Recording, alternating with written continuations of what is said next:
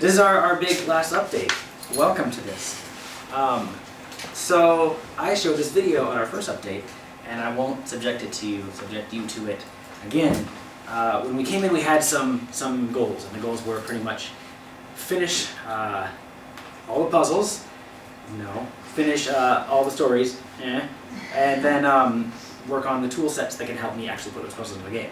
That part was awesome, and we'll get to that now. As far as art, we can't really show it looking any better.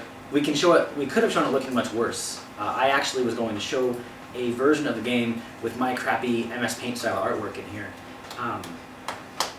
As you can see by the bottom of this slide, I don't have a laptop that will play this anymore, and we lost that art. But we got some good things. We have been working on the tools, and I'm able now to put all of the puzzles into the game, which is awesome. This guy's a hero. So we are able to do that. He's the hero. Is that what you said? I said the. Oh, I thought you said the. Like I'm the hero. No. Give me respect. Creating, finding, hating, and eventually fixing paradoxes. I think last time we had a presentation we said that this was kind of a paradox-free game because we found a way around it. Totally not true. In fact, let's talk about paradoxes now. We thought that because this game was something where you take items out of time, then for some reason, in my stupid brain, we got around the whole paradox thing. Totally not true at all. There's a thing called the time cop. Who has seen time cop? Who knows about the same mass cannot occupy the same time, the same space at the same time? And then they do this weird CGI slug thing. It was ugly. It was awful. This is the first big one that we came across. Let's say you have an animal trap. You take an animal trap from somebody. This person arrived on day 4 with an animal trap, and you take it from them. And then you move back in time, and you give it to the same person on day 3.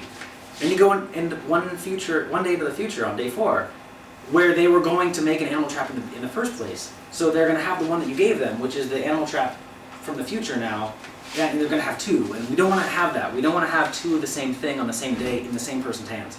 So we had to work our way around that. Not a big deal. It's not technically difficult to figure this out. It's just kind of realistically, wait a minute, why does this person now only have 1 when I gave him 1 and he was going to make another one? Well, whatever. We fixed it. It's all right. We came up with another one, though. I'm taking over this, by the way. If you want to talk, let me know. We have one called the 2 hammers paradox, which I think is fun. It sounds like, I don't know, MC. But, so this isn't exactly a paradox, but this is something that, if I were to take, oh my god, how would this work? I think it was kind of the same as... Was it similar to Time Cop? Yeah. It was different, though. It was, okay, here's the deal. If I have a hammer that I took from somebody on day 4, and then I go and I try to give it to them on, oh my god, I can't believe I forgot this. It was a big deal. So every item essentially has its own lifespan. So H7 means hammer's day 7. It was born 6 days ago, and hammer 4 means it was born 3 days ago. So kind of every item has its own weird snaking life timeline that may or may not be in sync with the planet's timeline.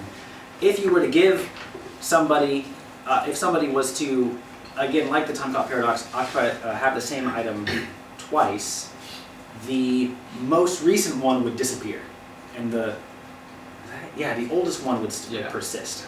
I don't know how we came up with that, but trust me, it was 3 weeks. It was a lot of talking and scribbling on that whiteboard.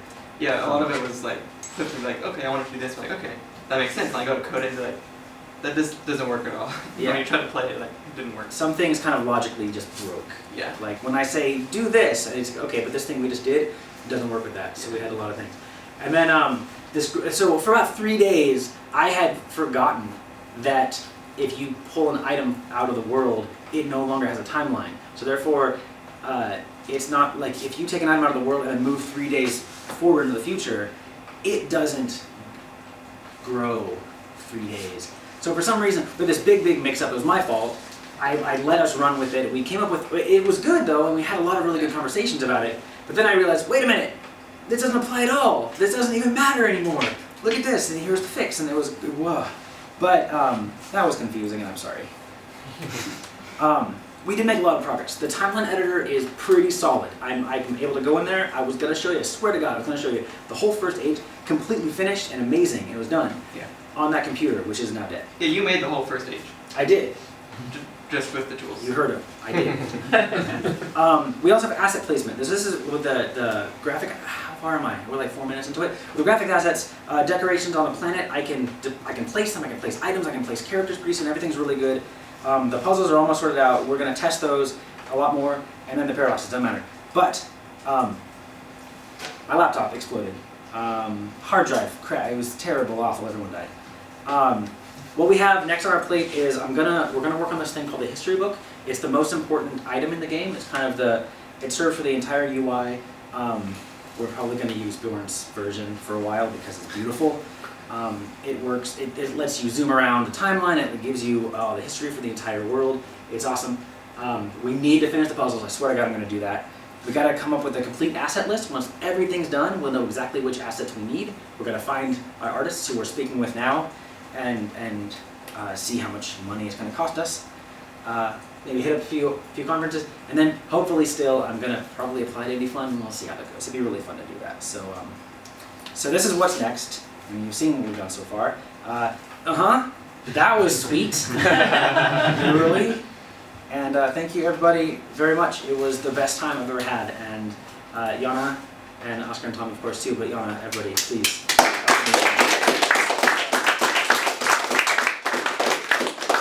So yeah, not a lot of tangible, showable progress, but I mean, I can show you the code, but... Yeah.